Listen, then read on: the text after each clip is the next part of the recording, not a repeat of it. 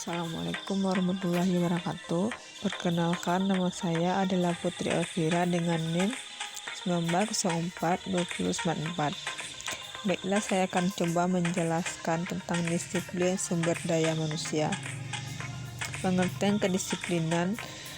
Disiplin berasal dari kata disiplin yang artinya pengikut atau penganut. Pada kenyataan, banyak peraturan organisasi yang harus ditaati apabila seorang karyawan sudah datang dan pulang tepat pada waktunya. Berarti salah satu kedisiplinan yang tinggi tidak bisa dilihat hanya dari salah satu faktor saja. Kedisiplinan dapat ditegakkan apabila sebagian dari peraturan ditaati oleh sebagian besar karyawan. Pengertian disiplin menurut para ahli. Yang pertama yaitu disiplin menurut Mangkunegara dalam bukunya Manajemen Sumber Daya Manusia. Disiplin adalah sebagai pelaksanaan manajemen yang memperoleh pedoman-pedoman organisasi. Yang kedua, disiplin menurut Melayu SP Hasibuan menyatakan bahwa disiplin adalah kesadaran dan kesediaan seseorang menaati semua peraturan perusahaan dan norma-norma sosial yang berlaku.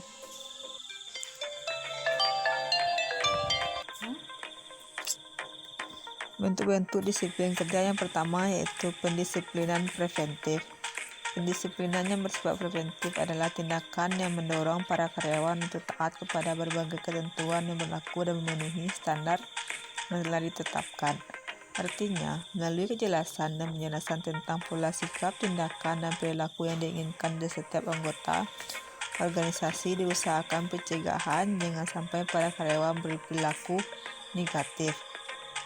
Yang kedua yaitu pendisiplinan korektif. Jika ada karyawan yang nyata-nyata telah melakukan pelanggaran atau ketentuan-ketentuan yang berlaku atau gagal memenuhi standar yang telah ditetapkan kepadanya, dikenakan sanksi disipliner berat atau ringannya. Suatu sanksi tentunya tergantung pada bobot pelanggaran yang telah terjadi.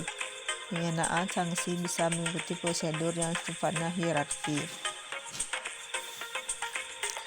Menurut Dr. Wirawan, tujuan disiplin kerja yaitu yang pertama, memotivasi karyawan untuk memenuhi standar kinerja. Perusahaan pegawai mendapatkan pendisiplinan dan organisasi setelah memenuhi kewajibannya. Yang kedua, mempertahankan hubungan saling menghormati antara bawahan dengan atasannya atau sebaliknya. Pegawai sering melaksanakan tugasnya dengan buruk dan melanggar peraturan dengan sengaja, misalnya pegawai tidak mau mematuhi apa yang disarankan atasan, mengkritik dan mengeluh. Sikap perilaku itu harus dikoreksi agar tidak terjadi konflik interpersonal. Yang ketiga yaitu meningkatkan kinerja karyawan. Pendisiplinan wajib dilakukan bagi pegawai berkinerja rendah yang bukan disebabkan oleh faktor non-muslim. Jika rendahnya kinerja disebabkan oleh faktor manusia, pendisiplinan dilakukan secara berencana untuk memperbaiki perilaku kerja dan sifat pribadi yang ada hubungannya dengan pekerjaan akan meningkatkan hasil kerjanya. Yang keempat yaitu meningkatkan moral semangat kerja, etos kerja, serta efektivitas dan efisiensi kerja. Program pendisiplinan yang dirancang khusus akan meningkatkan perilaku kinerja pegawai tersebut. Kelima yaitu meningkatkan kedamaian industri dan kekeluargaan organisasi. Pegawai hanya dapat bekerja dengan baik jika bekerja dalam iklim kerjasama dan saling menghormati. Yang B yaitu pembinaan jiwa korps dan kode etik SDM. Berdasarkan peraturan pemerintah nomor 42 tahun 2004, yang dimaksud dengan jiwa korps PNS adalah rasa kesatuan dan persatuan, kebersamaan, kerjasama, tanggung jawab, dedikasi, disiplin, kreativitas, kebanggaan, dan rasa memiliki organisasi PNS dalam negara kesatuan Republik Indonesia. Pembinaan jiwa korps PNS dimaksudkan untuk meningkatkan perjuangan, pengabdian, kesetiaan, dan ketaatan PNS kepada negara, kesatuan dan pemerintah Republik Indonesia berdasarkan Pancasila dan Undang-Undang Dasar 1945. Pembinaan jiwa korps bertujuan untuk pertama, membina karakter atau watak, memelihara rasa persatuan dan kesatuan secara kekeluargaan, guna mewujudkan kerjasama dan semangat pengabdian kepada masyarakat serta meningkatkan kemampuan dan keteladanan PNS. Mendorong etos kerja. Yang kedua, mendorong etos kerja PNS untuk mewujudkan PNS yang bermutu tinggi dan sadar akan tanggung jawabnya sebagai unsur aparatur negara dan abdi masyarakat. Yang ketiga, yaitu menumbuhkan dan meningkatkan semangat kesadaran dan wawasan kebangsaan PNS sehingga dapat menjaga persatuan bangsa Indonesia dalam Kesatuan Republik Indonesia. Ruang lingkup pembinaan juga harus mencakup yang pertama, peningkatan etos kerja dalam rangka mendukung produktivitas kerja dan profesionalitas PNS. Etos kerja aparatur yang dimaksud adalah kegiatan atau upaya-upaya untuk menggali dan menerapkan nilai-nilai positif dalam organisasi atau instansi pemerintah yang disepakati oleh anggota PNS untuk meningkatkan produktivitas kerja. Lingkup kegiatan etos kerja aparatur adalah off-job relation, artinya kegiatan tersebut berada di luar kewenangan formal dalam mendukung pencapaian tujuan organisasi.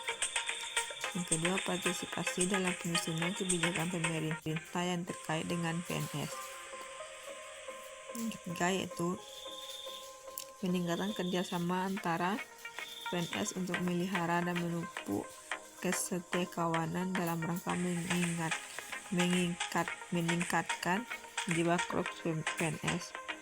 Keempat, yaitu perlindungan terhadap hak sipil atau kepentingan PNS sesuai dengan peraturan perundang-undangan yang berlaku dengan tetap mengedepankan kepentingan rakyat, bangsa, dan negara.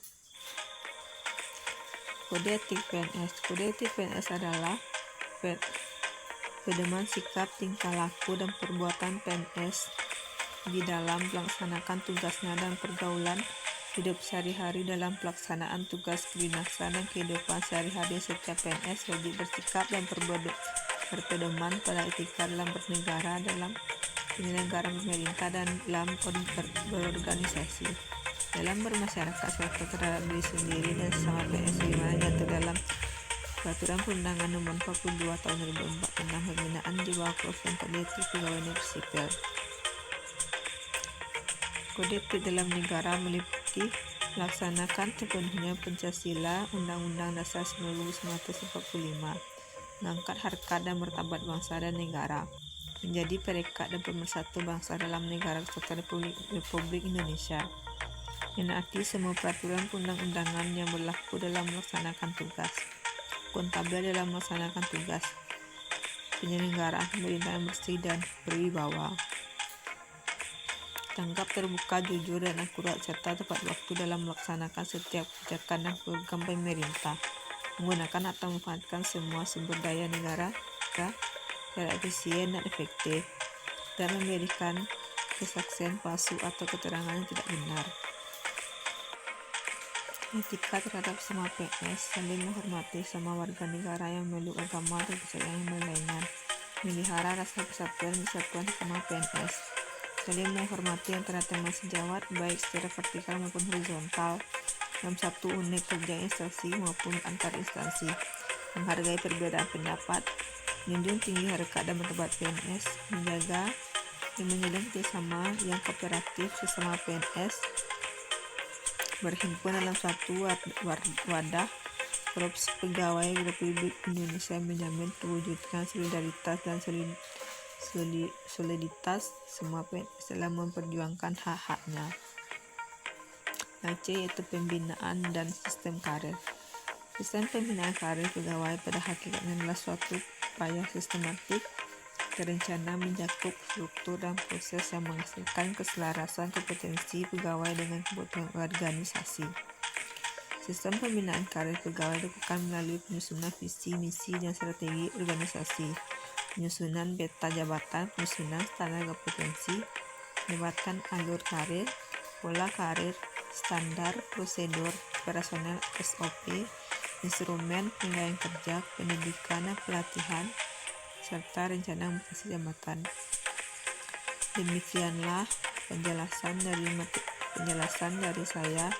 Saya akhiri dengan Assalamualaikum warahmatullahi wabarakatuh.